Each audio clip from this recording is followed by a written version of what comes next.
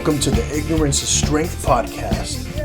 I'm your host, Fabian motherfucking Ojeda, and I don't know shit, but that's okay. All right, let's get this shit started. Thank you everybody for listening to the Ignorance is Strength podcast. Hope you all enjoyed our previous episode with independent pro wrestler, the progressive liberal Daniel Richards. Super interesting story there. I think it's still in this day and age, it's kind of interesting how people still take pro wrestling seriously, like it's real life. But hey, it is what it is. But we're back today with a brand new guest, very interesting guy, kind of a jack of all trades, and we got a lot to talk about to pack into this episode. I want to welcome for the very first time, Mr. Michael Dare. How you doing, Michael? I am doing really good. I am here in Seattle. I'm on the top floor of my apartment with an incredible view of the city and some hot tea with me. I'm ready to talk about anything. Definitely. So you kind of already answered my first question there, where you're calling from here, where you're joining us from. I like to talk to people from all over, the U.S. or different countries and things like that. It's really interesting because, I live in California. I've had very few California guests. I feel like I'm actually a Californian. I mean, I spent a good 50 years there. So that is my hometown. Where are you from in California? Well, I was born in Beverly Hills. Then I moved to West Hollywood, and Hollywood. I ended up living on Hollywood Boulevard, across the street from Musso and Frank's. Okay. Yeah, most of my life was there, with a little sojourn to New York and New Orleans once in a while. But Hollywood feels like my hometown. Yeah. Definitely. Forget Beverly Hills. It's Hollywood. Now, I mentioned you're kind of a jack of all trades. You got a lot of things that you've done, that you do. I opened up Zoom and I hear you tinkering around with that guitar. You've done interviews, you've interviewed people, you've taken photos of celebrities, right? You're an activist. You worked with Bernie Sanders. Yeah. So you've done a lot of different things in your life, right? So I was also the leader of the Occupy movement in Seattle. Yeah, and that it's very interesting because right now, and I'm not a political podcast by any means, but we do sometimes get into it. And I want to start off here, right? Because you are, pretty active, and politics is kind of, how do I even put it here? It's that people play the whole good versus evil game right now, right? And they sure are. Side thinks that, they represent Superman. Yeah, I try to stay on top of things. I am totally a Facebook junkie. I think people who complain that they see nothing but crap on their Facebook page just have got to stop following crap. I mean, it's really that easy. You want to hear and tell, you want real news? Follow not the New York Times, reporters from the New York Times. Not, pick journalists that you like and friend them, and then your Facebook page will be nothing but notices from people you trust telling you things that are true. And that's what I've done. I've led such a complicated life that befriending everyone I've known in my life is quite an accomplishment. And I love it when people from different parts of my lives meet each other and talk to each other. And you're right about how many lives I've led. I started out doing one thing, and then I just turned into this leaf in a stream, just floating from everything led to something else that I absolutely wasn't prepared for or aiming at. Almost all the greatest gigs I've had in my life happened because the phone rang. Yeah. Or someone showed up at my door and knocked and asked me to do something. That's kind of the amazing thing about my life in general. I'm writing it all down, and as I get it all down, I'm going, nah, that can't have happened. Mm-hmm. If I'm doing that, my God. I'm not gonna ask you to tell everybody how old you are, but I mean, you've lived quite a life, right? And so, Oh, I have no problem. I am 71, and I'm very, very glad to be 71, and I do not feel older. I've just been around longer. Mhm. I am very much the same insane idiot I've always been. And so, you might you definitely have, the story of quite the adventure, right? Everybody, they think of their lives as like this journey, right? They don't know where they're going sometimes, or sometimes they know exactly where they're going. Me, for example, I've only really held two kinds of jobs my entire life. Is that one of which, is working in education. The other one was working as basically a bouncer bodyguard type, and Mhm. so those are the only two jobs I know. But I've messed with different things. I've Did you apply for them, or did they just get offered? actually the bouncer security one is more so was like, hey, you're a big kid, like I'm gonna give you a shot and come work at my club kind of thing. Right, Um, right. and That's how it happened to me too. I mean, and it's fun and definitely dangerous to live your life like that. You never know where you'll end up. But I've I'm not quite as seasoned as you are, sir. But I've experienced quite a bit, and I kind of just go with the flow sometimes. I nowadays it's a little harder, right? Because It can be, yeah, yeah. because I've established like a career that I want to stay there. I don't want to go anywhere. But I remember like in those teen years, in those early 20s, really exploring so many different things. I did dabble around with music a little bit. I tried some amateur MMA fights and things like that, and I was even on a MTV show at some point too, just very briefly, but that just kind of came about out of nowhere. And um, experiencing all these different things, you kind of feel like, wow, I have stories to tell. My life is like a movie kind of thing, right? And Yeah, you have that going on in your life, right? You mentioned writing down all your memories and things like that. yeah. Talk to us about your life movie here.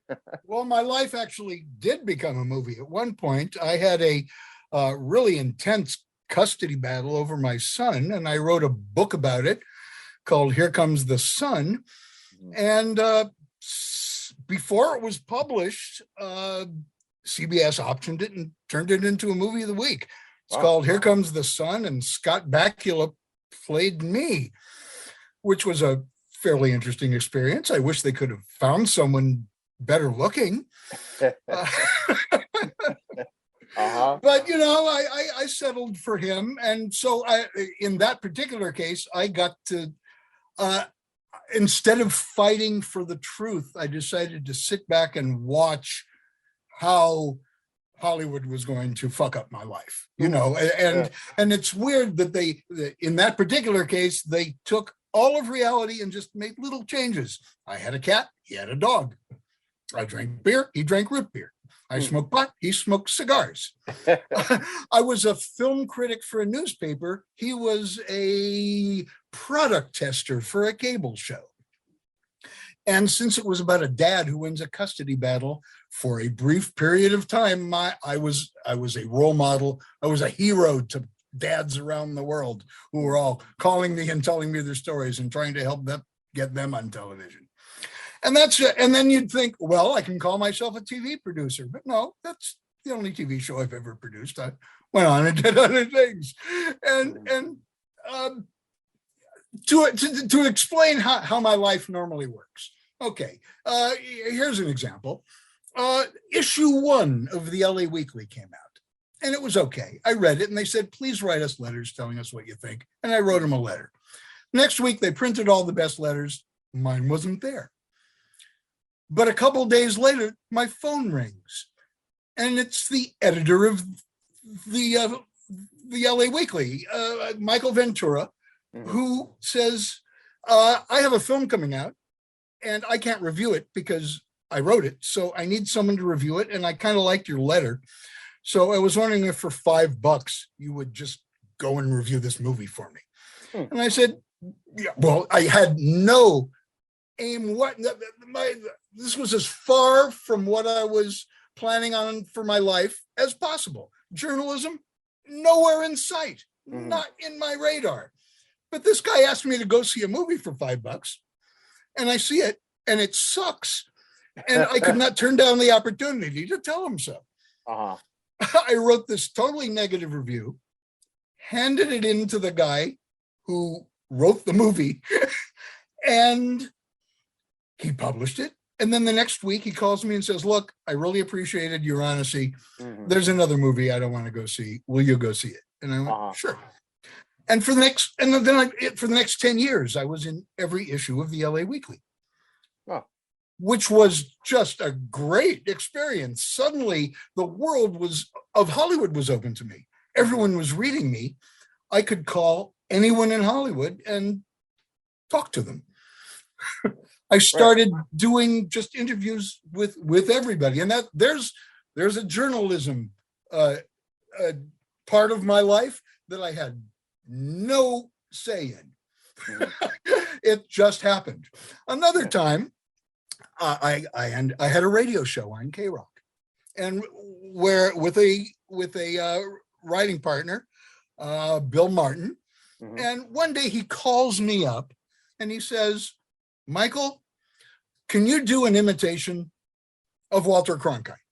And I said, no, but I can do your imitation of Walter Cronkite. Yes, I can do your imitation of Walter Cronkite. This was K-Rock in LA? This is K-Rock in LA in the 80s when it was at the Rodney Bingenheimer, Jed the Fish. I mean, it was it was when it was at its height. How did I get this? Yeah, I'll even go back a little bit. K-Rock was going to lose its license. Why? Because to get a license, you have to have some sort of public service announcements. That's why radio stations have news. They are obligated to have news or weather or traffic in order to keep their license. If they didn't do that. So K-Rock was going to lose its license. They needed a news team. My audition was, I went into the station, plugged my guitar into the board live. They put the LA Times on top of the board, and I just sang the front page of the LA Times live on the air, completely improv, looking at the Times. And they hired me to be their news team, which meant every week I would write songs about the news. And it was a great gig that I ended up with working with a whole bunch of other comedians and working with everyone at K-Rock. But so that's how this story got started. Bill Martin calls me up, asks me if I can do Walter Cronkite. He says, listen to this. The Playboy Channel hired me to write a bunch of shorts. And they wanted the Playboy Channel to be just like the magazine. So they asked me to be the Playboy advisor. And I wrote a whole bunch of monologues as the Playboy advisor. And it's shooting tomorrow. And I just found out that if I perform it, I lose my medical coverage with the Writers Guild. I cannot be both the writer and the performer for some reason. It's killing me. That's a weird rule. Isn't that a weird rule? It's like there was some sort of weird thing that, the money for the gig had to go to the Writers Guild, not to the Actors Guild. Or it was complicated. I mean, in any case, he calls me up and says, I have to give up one of them. I'm giving up the acting. You need to show up at this location at this time. I'm not even telling them, but you're going to be the Playboy advisor. And I showed up, and they didn't know what Bill Martin looked like. It's like I said who I was. But I became the Playboy advisor on the Playboy Channel. Another gig I did not, nowhere in my radar, I didn't apply for it. It fell into your lap, right? My life fell into my lap. It's like one of the first things I wrote when I started writing my memoir was, I led my life like, no, I didn't lead my life. I didn't lead anything. It happened. If I had led it, it would have been completely different. I didn't do any of the things I wanted to do, but ended up doing all these incredibly great other things. And that's just, it just comes with that whole, going with the flow of things, right? I mean, trying new things, not being afraid, right? Part of it was improv training and acting training, which almost everything I learned turned out to be useless as an actor, but useful in real life. Yes, and, which you've probably heard, is one of the cornerstones of, have you heard that phrase? Yeah, definitely. Well, that works just as good in real life as it does on a stage. People want to hear, even if you disagree with someone, if you're thinking in your head, you never say it, but you think yes and before you speak. And suddenly the conversation flows. As soon as you throw a but in there, and it just totally works. And it's affected my life. And Strasberg taught me. I studied with Lee Strasberg in New York. He taught me to be a tree. No, to take a shower. First was a tree, but then was take a shower. Stand on stage and feel like you're in a shower. Don't do mime. Don't hold a soap bar and try to make us believe it. You're not trying to make us believe it. You're trying to make yourself believe it. Stand there and actually feel hot water going down your body. Soap yourself up. Do what you would do in the shower, but more importantly, feel it. And you're not trying to convince us, you're trying to convince yourself. And it puts you in a place. It just puts you in a place. And as soon as you're in that place, he would say, now say your lines. That's interesting. And then you'd go, he would say, now say your lines. And you would be in the shower and you'd go, to be or not to be? Well, that is the question. And people watching see you give what looks like a performance, and they don't know that what you're doing is taking a shower. Yeah, that sounds it's like a secret little thing that you keep inside. And now I do that all the time. In real life, if I need to chill out, suddenly I'm taking a shower and everything's cool. It's like a form of Strasberg didn't know he was teaching me a form of meditation. Right. That's exactly where I was going with that. Right. I was going to tell you that sounds like a technique these days called mindfulness. Right. A lot of people are all about mindfulness, and that's really kind of taking inventory of yourself, really just letting your thoughts and emotions flow, and being in the moment without interpreting or judging anything. Right. Just kind of, checking in and taking inventory and saying, where am I now? Okay. It's okay to feel this. Okay to, and that's, you did it ahead of time, right? It was a technique taught to you ahead of time. And right. It was just school. And I thought, well, this is going to be an acting technique, but as it turns out, I've done more living than acting. And it's been a great living technique. And, you never tell people. It has to be. Also, what's great about it as an acting technique is, you can start doing other things. I'm bird watching. I'm whatever, anything that makes you feel good. And then when you start saying other people's lines, it gives a depth to it that really works for other people who don't know what you're doing. I love watching movies and just thinking when I see good acting, I'm always thinking, what kind of direction was this actor given to do what they're doing? It's like this great mystery. I spent 10 years as a film critic which forced me to think about movies on a level that I'd never done before. And because of that, and because I was reviewing movies in Hollywood, when I would give a movie a bad review, the director would fucking call me up. Right. Yeah, right. I once said about a movie, this is a really good director working with a really bad script. The next day, the script came in the mail. And they were from the writer saying, and I read the script and he was absolutely right. Great script ruined by the director.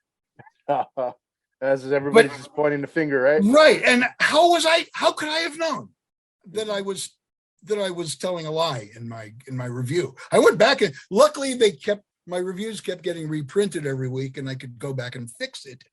But that taught me a major lesson. Don't just assume. don't assume who's responsible for what when you're watching a movie. But what really changed my life was the phone rings once again out of the blue. Who is this? Oh, is this Michael Dare? Yeah. Are you the same guy who's the new film critic for the LA Weekly? Yeah. This is Hal Ashby. You're my favorite film critic. Come on out to Malibu. Let's talk. And I ended up working with Hal Ashby in about 5 different movies. It was incredible. We had one of the greatest relationships. It was probably the most important and most intense relationship of my life. He taught me just everything. It was all off the books. He was going to direct one of my movies. And then he started giving me all the scripts that he was planning on doing. Actually, Vanity Fair wrote a story about our relationship. It was so amazing. I became, as he got more separated from his life in Hollywood, I became the guy he told it all about. I became the guy he complained to about everything that was going on. That relationship was fantastic. Here's the greatest thing I learned from him. And if I can spread the word about this, have you ever seen the movie Being There with Peter Sellers? It's one of Hal Ashby's films. And I don't believe so. When would it come out? It came out, I believe, 89. It was, he did Coming Home and Harold and Maude and Shampoo. And he did this whole slew of movies, including Being There, which is one of my favorites. You don't have to have seen it to understand this story. At one point, he says to me, I've saved every single take of every shot of Being There. I said, what, huh? Why did you do that? And he said, because I want future film students to be able to put together their own edits of the film. He actually said this to me. And I thought, well, I kind of let it go. But then I realized after he died, I was thinking, wait a minute. Where's Being There? I suddenly realized, well, that sounds good. No filmmaker has ever done that, ever. It couldn't have been in the budget. He has to have put a video assist onto the camera while making the movie that fed to a video machine that made his own personal 3/4-inch videotapes of the film that he snuck home. Complicated thing putting this together. Anyway, I went on a chase. It took a year of me and Pablo Ferro went out searching for Being There, and we found it. It's in a garage in Los Angeles. There are 2 boxes with every take of every shot of the movie Being There. And and you have to believe me, because he never told. It turns out he never told anyone about this. We need to transfer all those tapes to digital so that we can fulfill Hal Ashby's wish. It's a rights nightmare. The movie is based on a book. The author of the book is dead. The author of the screenplay is dead. Peter Sellers is dead. All the actors in it are dead. The cinematographer is dead. Hal Ashby's dead. And nowhere in the contracts for this movie did it say you have the rights to show every take of every shot. Actors would kill to not let that out. It's all the bad takes as well as the good takes. It's everything he shot.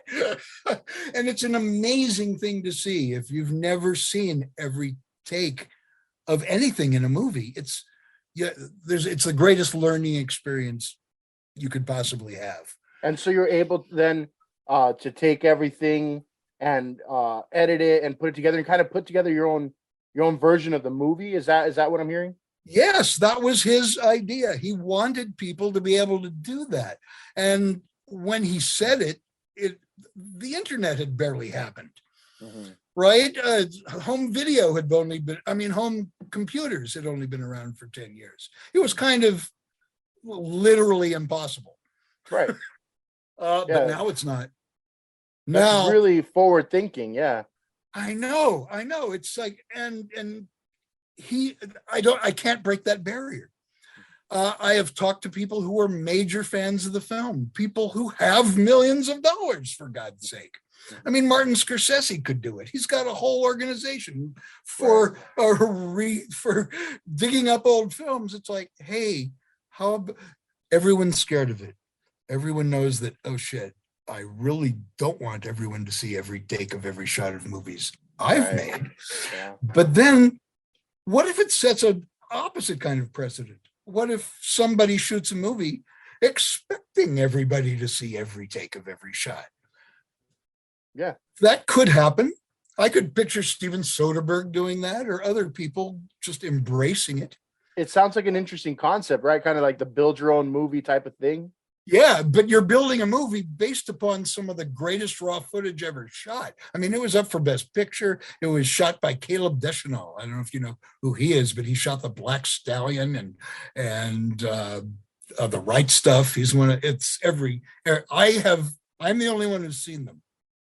I haven't seen all of them. I saw one of them, and it was fantastic. And when I put it back in the machine, it was all full of snow. Turns out, because watching it once, the particles start coming off the tape. Right. So they're all just sitting. So they have to be digitized the very first time they're shown. They're sitting in a box. Hey, somebody out there must love Hal Ashby and Jerzy Kosinski, who wrote the book, and Shirley MacLaine and Peter Sellers, who were in the movie. Come on, pony up, pay for this. Right. And right, because it can't make any money. If it makes money, then it's a problem. If it doesn't make money, if it's just for educational purposes, you can do it. Yeah, it sounds like a pretty cool opportunity to learn from people of the past, right? Yeah. People are taught how to edit in school by editing an old Gunsmoke episode. That's how they still do that at UCLA. Huh. Everybody uses the same old Gunsmoke episode to edit together and learn how to edit. It's like I'm waving my hand going, hey guys, you got something better. Well, thank you for just letting me blurt all that out. I have other stories that so I leave for money. I actually we talked a little bit about your journalism and film and everything like that. I want to get into really quickly. I mean, if we want to fast forward, right? How did you get involved with the Bernie Sanders? Well, that was just simply liking him at first, and then I live in the most liberal part of the most liberal city in the most liberal state in the United States. I mean, I looked at a chart and it was really like, we're the ones who elected Shama Sawant. You know who she is? She's like the only absolute socialist in the state legislature. And I'm Jewish, so that attracted me to him. But all of his policies, there was one of those Facebook quizzes that said, which candidate are you the most like? And it asked you questions about what your policy decisions were. And I just lined up with him entirely. And then I was completely surprised that I could become a delegate and attend the conventions and vote for him. Attending a political convention was a major major educational experience, because it had definitely narrowed down to Hillary and Bernie. Right. And so I was in the end, I was in this big room with the Bernie people and the Hillary people, and we were taking our final vote as to who we want. And I did my own little informal poll. I asked dozens of Bernie supporters, if Hillary turns out to be the nominee, what are you going to do? Almost everyone said they would go to Trump. Wow. Which really surprised me. Dang, yeah. And then I talked to dozens and dozens of Hillary supporters. And I said, what are you going to do if Bernie's the nominee? And every one of them said, well, yeah, I'll go for Bernie. Right. Yeah. So that's when I learned Bernie's the only one who can win. If Bernie's the only one who will keep all the Bernie voters. Mhm. If, with Bernie, you get Hillary's voters and Bernie's voters. Mhm. With just Yeah. Hillary, all those Bernie voters went to Trump. And that's exactly what And happened. that's exactly how he won. It was Oh. it was like that to me was it was incredibly irritating because I had this formula in my head that only I seem to know. It's like, you don't understand. You can get every Democrat. Very few Hillary voters would have switched to Trump. Can you imagine a Hillary voter switching to Trump? No, not at all. It just doesn't make sense. They wouldn't have. And can I tell you, look, Bernie was the nominee, you would have gotten all the same amount of Hillary voters plus all the Bernie voters. and nobody could. Look, in that election, Yeah. right, I was not a fan of Hillary, but I felt filthy and dirty, and I had to vote for her.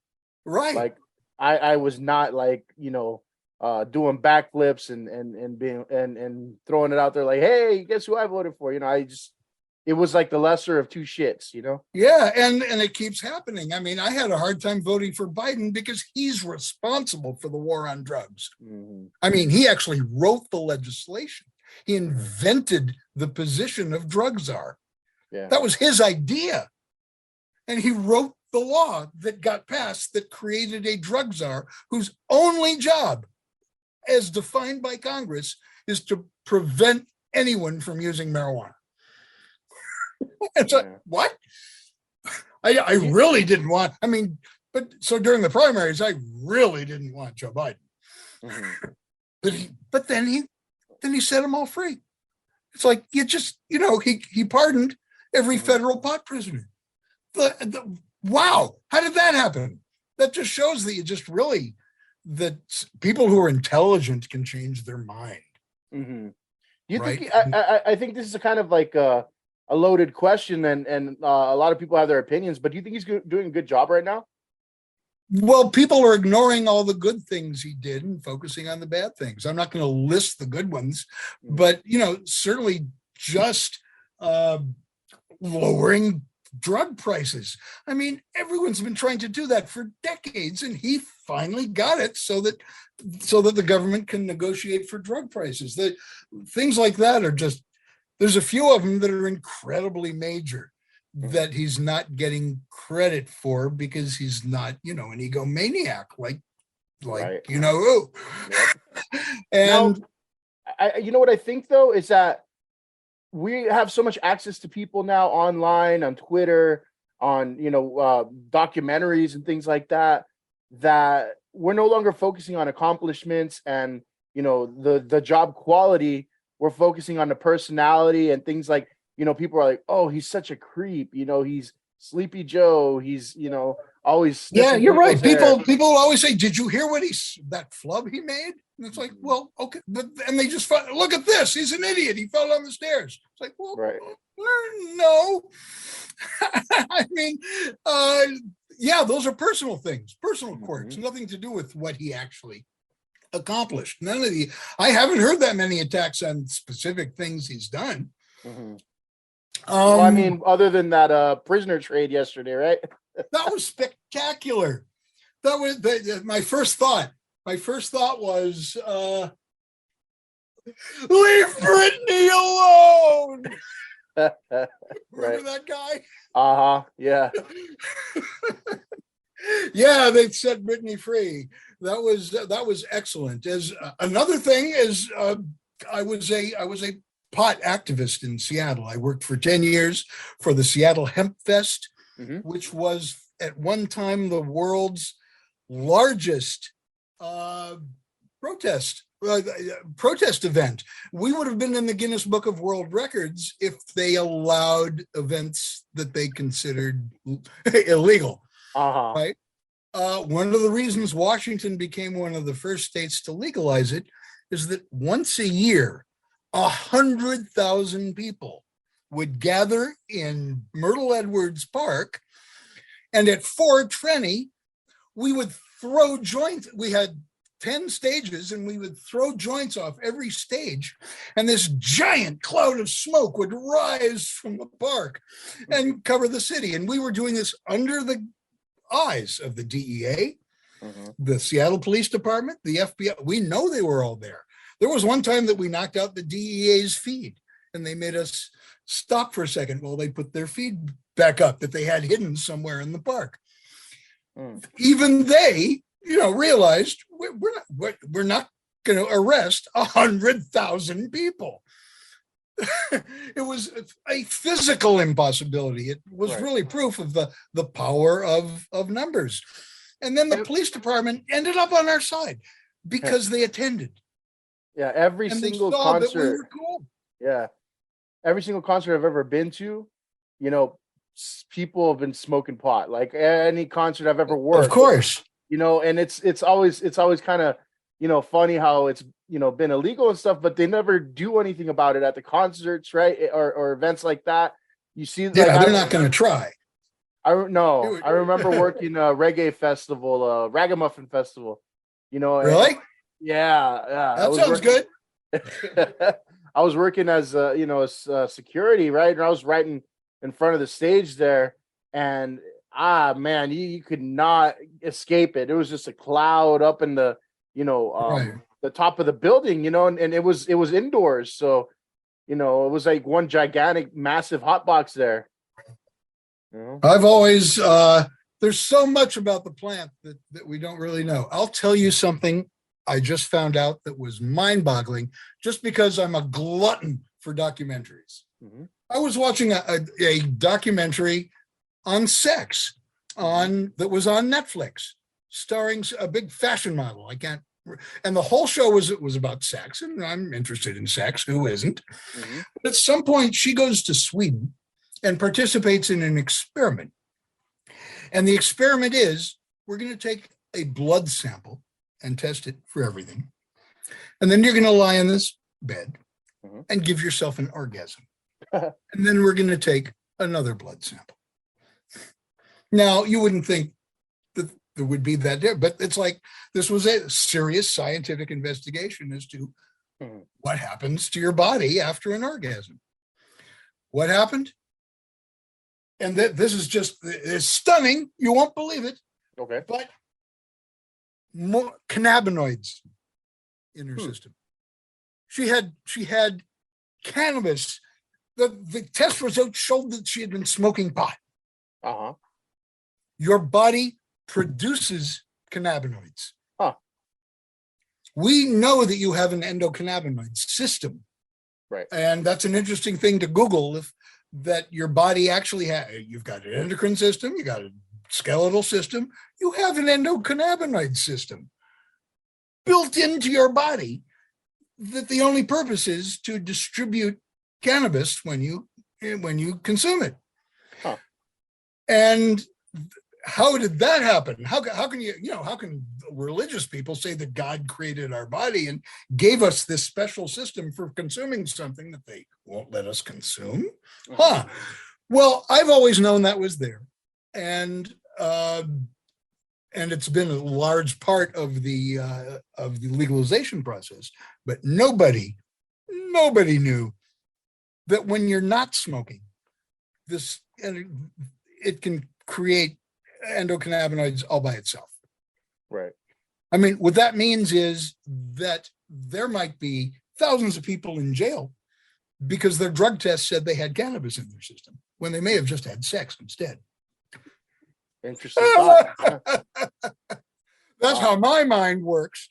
I saw this beautiful fashion model having an orgasm, and I said to myself, oh my God, this destroys the entire system of police checking you for THC levels, checking drunk driving in particular. Yeah, I mean, DUI, despite legalization, I mean, even though it's legal, obviously they don't let you drive on it. So everybody in jail for a DUI those levels, there's no, unless they caught them smoking, maybe they just had sex. Oh, that's a really interesting alternative there. I never thought of that. Nobody's thought of that. Mhm. Because it wasn't in a TV show about pot. It was in a show about sex where they just have, I saw these scientists going, well, this is odd. Mhm. There's cannabinoids in your test after that weren't there before. Where did they come? Did you smoke pot today? No. Well, I mean, Wow. that's super interesting. And I have a friend who I bring on the podcast pretty regularly. I would love to have you back and have you talk to him, more in detail about, weed and all the different stories you've got there, and thoughts and whatnot. He's done an episode like that before. My friend Whitey, he's on his podcast a lot. I'd love to talk to him. I mean, just participating in HempFest for 10 years. HempFest imported the drug experts from around the world to give lectures. And I met just hundreds and hundreds of patients. People were saying, oh, it's not medicine. Well, excuse me. I met a woman who showed me her breasts saying these were going to be removed. And I did cannabis instead. I did Rick Simpson oil. It's called RSO, and a real high potency treatment. And she said, when I went to the doctor, they said that my cancer was in remission. Yeah, a lot of people, they swear by it, Yeah. So I would love to talk to him. I am definitely an expert on certain aspects of it. I'll tell you one thing. I mean, about pot that people don't know. Here's the future of pot. I met the world's foremost DNA expert on marijuana. He has traveled the world doing DNA tests on thousands and thousands of strains of marijuana. And he came to the absolute unalterable conclusion: there's no such thing as sativa. There's no such thing as indica. They've been crossbred for so long, they no longer exist as independent things. Everything, he said, and he showed me the charts. He showed me 100 charts.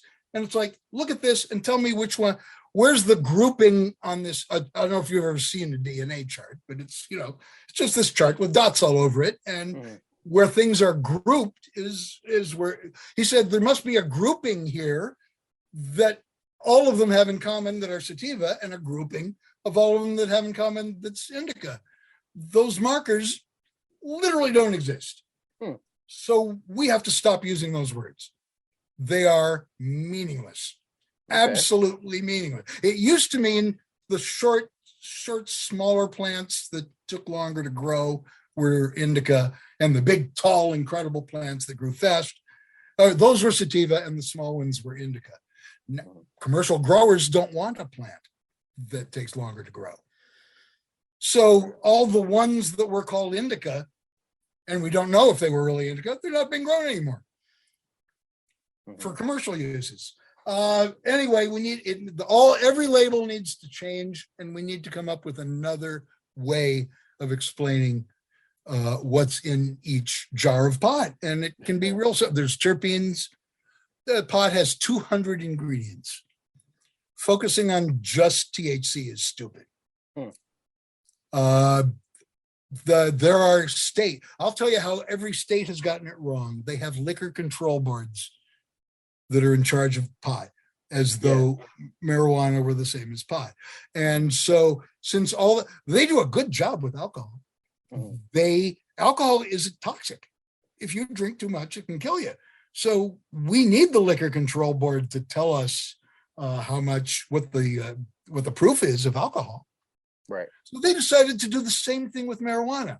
And of the 200 ingredients, they decided, well, THC is the one. So now every jar and product of THC has to say the THC level, as though that's as important as the proof level. But it's not. It's Different actually, things. Mm-hmm. they're not, I mean, first of all, no amount of THC will kill you. So it's not important to be there.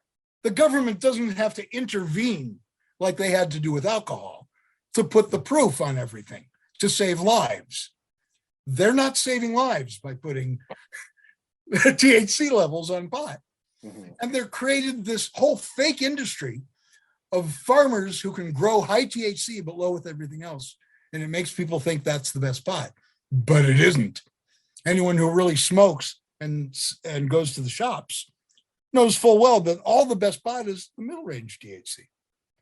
It's not that important. The Liquor Control Board is doing something useless.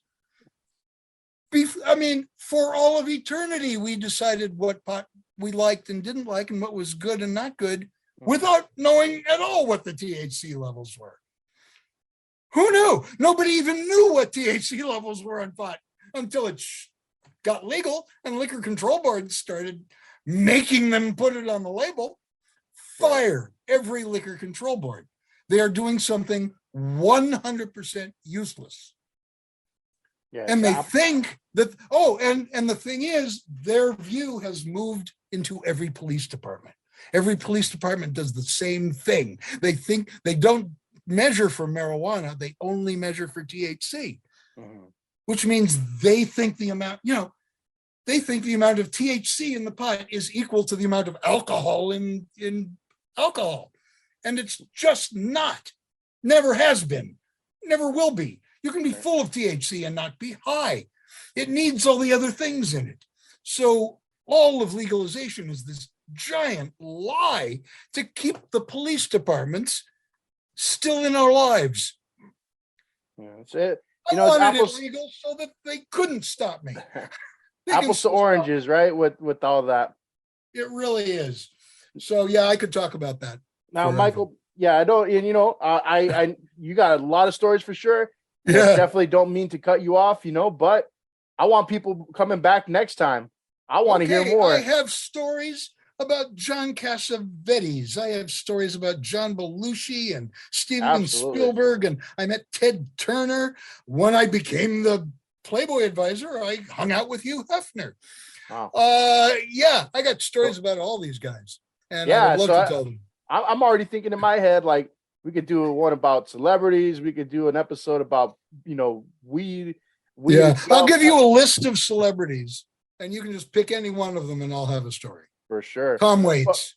But but for now, I just want to, see if there's anything else, anywhere people could find you online if you want to follow you online.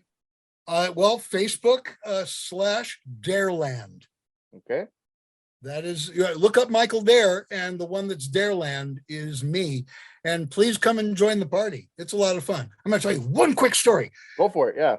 Okay. I came home one day and there was a kid playing trumpet on my doorstep because I lived near a high school. And he started going away. And I said, no, you're not bad. Come on in. He was 15, 16 maybe. He came in, I had a piano and a guitar, and he sat on my piano with me and we made music together, piano and trumpet. It was fun. He left the next day. Oh, his name was Mike. Next day, he brought by his friend Tony, and Tony picked up my guitar and started playing, and Mike played trumpet and I played piano, and the three of us jammed together. And this went on for weeks. When they were bored after school, I was a block away. They'd come hanging out at my place. And then they disappeared. I didn't hear from them for years. And Mike changed his name to Flea. Ooh, wow. And gave up the trumpet and switched to bass. Dang. And Tony was Anthony Kiedis, and they were the Red Hot Chili Peppers. Amazing. That's one of my favorite bands. Me too. Yeah. I jammed with them, kind of. So super cool. Everyone, again, this jack of all trades. We should call it the Michael of all trades from now on. Yeah. But we're going to have him back on for sure. Talk about a few different subjects. Follow him on Facebook. Remember, look for Dareland, Michael Dare. But I really appreciate you having you on. And again, we'll talk again. We got to have a part 2, part 3, maybe. Yeah. Thank you, man. It's really It's really easy talking to you. Absolutely. Likewise. And for everybody listening at home, I appreciate it. Thank you. Fuck you and good night.